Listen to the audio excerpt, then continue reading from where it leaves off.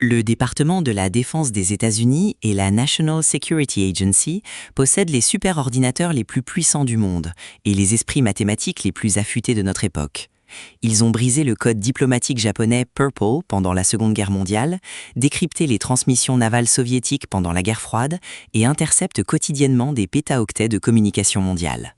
Pourtant, ces mêmes agences de renseignement ont totalement échoué face à un document de 240 pages mesurant 22,5 par 16 cm. Son nom de code dans les archives de l'université Yale est MS-408. Le grand public le connaît sous le nom de manuscrit de Voynich. Rédigé avec plus de 160 000 glyphes distincts, formant 35 000 mots dans une langue qui n'existe sur aucune carte linguistique, ce livre ne possède ni auteur, ni titre, ni ponctuation identifiable. Les données brutes issues de la spectrométrie de masse par accélérateur fixent la création physique de ce codex avec une probabilité de 95% dans une fenêtre chronologique stricte, entre 1404 et 1438. À l'intérieur, des illustrations d'une centaine d'espèces botaniques impossibles à identifier biologiquement cohabitent avec des cartes astronomiques non répertoriées. Ce n'est pas un mythe. Le livre physique existe, enfermé sous un verre climatisé, et représente à ce jour la plus grande défaite technique de l'histoire de la cryptanalyse mondiale. L'apparition documentée de ce codex dans le monde moderne débute par une transaction financière secrète en 1912. Wilfried Voynich, né Michael Habdank Voynich en 1865, est un ancien révolutionnaire polonais évadé d'un camp de travail sibérien, reconverti en négociant de livres anciens à Londres. En 1912, il se rend à Frascati, en Italie, plus précisément à la Villa Mondragone. Cette propriété tentaculaire sert alors de refuge au Collegio Romano, l'institution jésuite qui, face à de graves difficultés financières nécessitant des fonds immédiats pour des travaux de restauration, décide de liquider discrètement une partie de ses archives historiques à l'abri des regards du gouvernement italien. Le père Joseph Strickland supervise la vente à huis clos. Voynich pénètre dans une salle contenant d'imposants coffres en bois massif remplis de manuscrits confisqués ou accumulés par la Compagnie de Jésus au fil des siècles. Parmi une sélection de 30 volumes qu'il acquiert pour un montant financier qui ne sera jamais publiquement divulgué par la papauté, Voynich extrait un codex relié en parchemin vierge. À l'intérieur de la couverture, il découvre un document annexe essentiel, une lettre physique datée du 19 août 1665 ou 1666 selon l'usure de l'encre, rédigée par un médecin bohème nommé Johannes Marcus Marci, adressée au père jésuite Athanasius Kircher à Rome. Cette lettre d'accompagnement fournit la seule chaîne de transmission initiale. Voynich rapatrie immédiatement le lot à Londres, puis à New York, où il passe les 18 années suivantes de sa vie à orchestrer une campagne marketing agressive. Il attribue publiquement et sans preuve scientifique la paternité du livre au moine philosophe du XIIIe siècle Roger Bacon, dans l'unique but de faire grimper sa valeur marchande sur le marché des antiquités à plus de 100 000 $ de l'époque. Pour éliminer les spéculations subjectives, la science moderne a exigé la destruction d'une infime partie du codex pour en analyser la structure moléculaire. En 2009, Greg Hodgins, chercheur au laboratoire de datation radiocarbone de l'Université de l'Arizona, ouvre la vitrine sécurisée du manuscrit à Yale. Il prélève chirurgicalement 4 échantillons de parchemin de 1 mm sur 6 mm sur différentes pages du volume. Ces fragments sont nettoyés chimiquement, puis incinérés pour être transformés en graphite pur avant d'être bombardés dans un spectromètre de masse par accélérateur. Les résultats publiés détruisent instantanément un siècle de théorie. Le taux de désintégration du carbone 14 démontre que les veaux dont la peau a servi à fabriquer le vélin ont été abattus entre 1404 et 1438. La théorie de Roger Bacon, mort en 1292, est techniquement anéantie. L'analyse de l'encre est menée parallèlement par le Macrone Research Institute de Chicago en 2004. Les microscopes à lumière polarisée confirment l'absence totale de dioxyde de titane ou d'agents liants synthétiques. L'encre utilisée est une encre métallogallique standard du Moyen-Âge, un mélange de sulfate de fer et d'acide gallique extrait de noix de galle de chêne, additionné de pigments minéraux basiques comme l'azurite pour le bleu et le cinabre pour le rouge.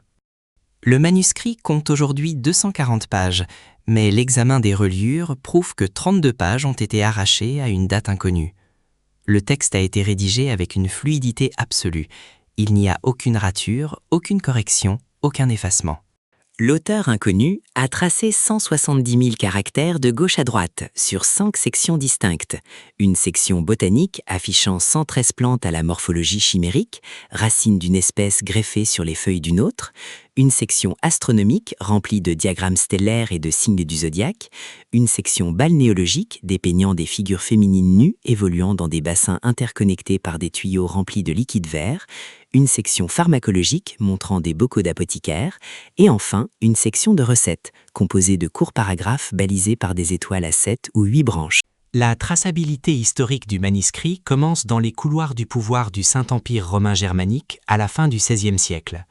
Le document atterrit sur le bureau de l'empereur Rodolphe II de Habsbourg à Prague. Monarque excentrique et paranoïaque, Rodolphe II a transformé sa cour en un repère d'astrologues, d'alchimistes et d'espions. La lettre de 1665 stipule clairement que l'empereur a acheté le livre pour la somme astronomique de 600 ducats d'or, ce qui équivaut physiquement à plus de 2 kg d'or pur.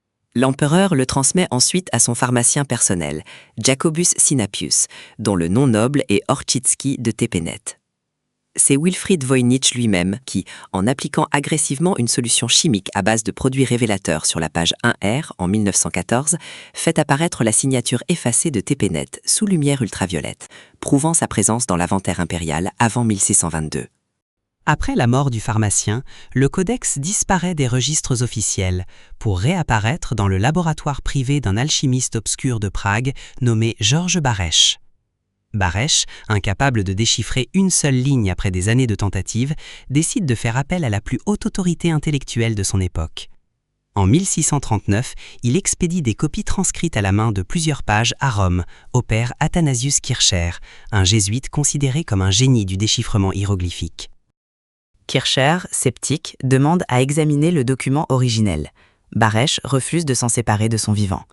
Ce n'est qu'à sa mort que son ami, Johannes Marcus Marci, récupère le livre et l'envoie finalement à Kircher en 1665, avec la fameuse lettre insérée dans la couverture.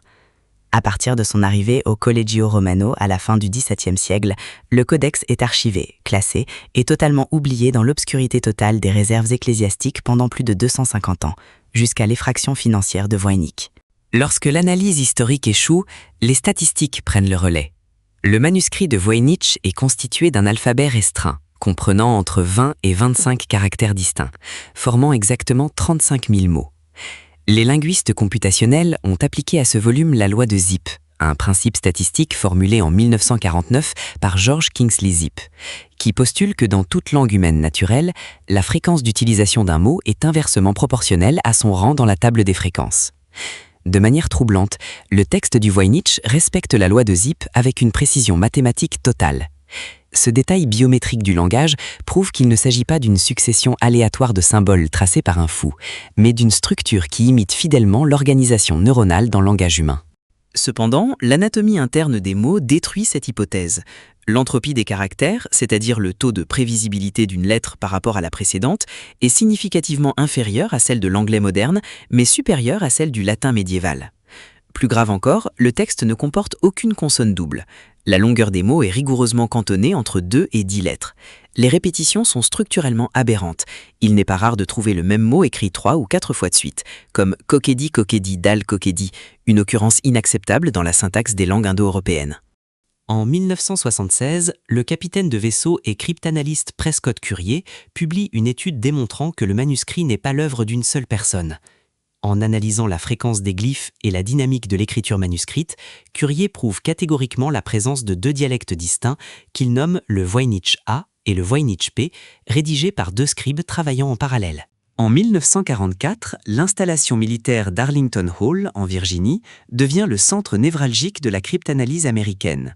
William Friedman, le directeur du Signals Intelligence Service, qui a vaincu le système cryptographique japonais, rassemble secrètement un groupe de travail spécialisé appelé le First Voynich Study Group. Friedman et son équipe traduisent laborieusement chaque glyphe du manuscrit en un code alphanumérique qu'ils perforent sur des cartes IBM de première génération, espérant que les premières machines de tri tabulaire repéraient une faille de substitution. Le projet dure près de 40 ans, en arrière-plan des guerres mondiales. Le diagnostic final de Friedman en 1959 est un aveu d'impuissance totale. Le Voynich n'est pas un code de substitution simple ni polyalphabétique.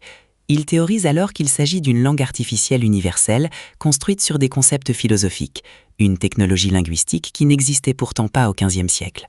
Le général de brigade britannique John Tiltman, vétéran de Bletchley Park, arrive à la même impasse. Il conclut publiquement que la structure morphologique du texte rejette toute tentative de décryptage conventionnel.